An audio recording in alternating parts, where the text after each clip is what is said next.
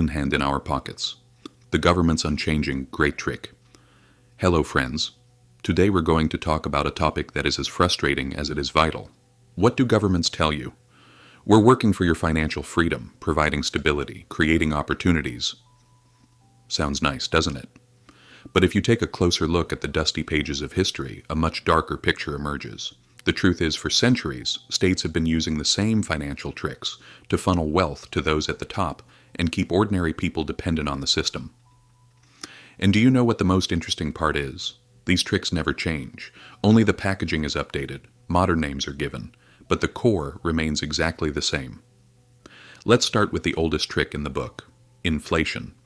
Imagine a government spending much more than it can ever collect through taxes. What can it do? It can either stand before the public and say, we're going to collect more taxes, which means losing their seat, or it can quietly devalue the currency without anyone noticing. In ancient Rome, emperors started reducing the silver content in coins and replacing it with copper just to pay the soldiers' salaries. On the surface, everything looked the same, but the purchasing power of the people's money evaporated. What central banks do today by printing money is nothing more than a digital version of that ancient Roman trick.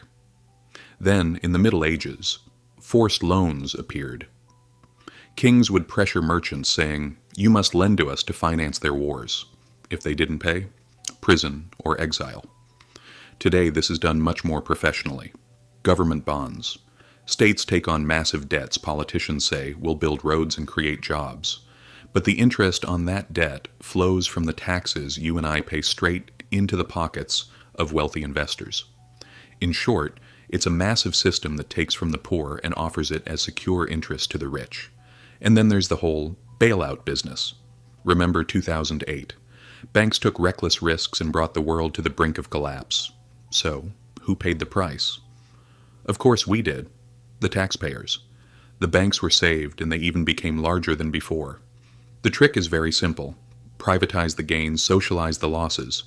Even our pension system works essentially like a legal Ponzi scheme. We pay in thinking we'll have money in the future. But governments spend that money immediately instead of saving it. They say future generations will pay and leave the bill to our children. When the population ages and the system clogs up, they simply say we're raising the retirement age, or we let inflation eat the pensions and wash their hands of it. So why don't we notice this? Because they use complexity as a weapon. Thousands of pages of tax codes, economic terms that no one understands, complicated budget items. They are all camouflage. They create this complex language so you can't see where the money is actually flowing. My friends, this is not a mistake. This is the system itself. History whispers to us. Financial education is a form of resistance. If you know the tricks, it becomes much harder to be manipulated. That's why I have 3 pieces of advice for you. Look beyond the headlines.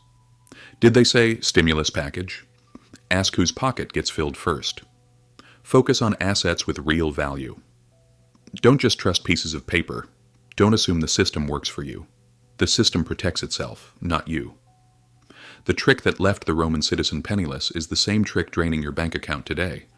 The only difference is whether or not you recognize it. Stay awake. Stay with history.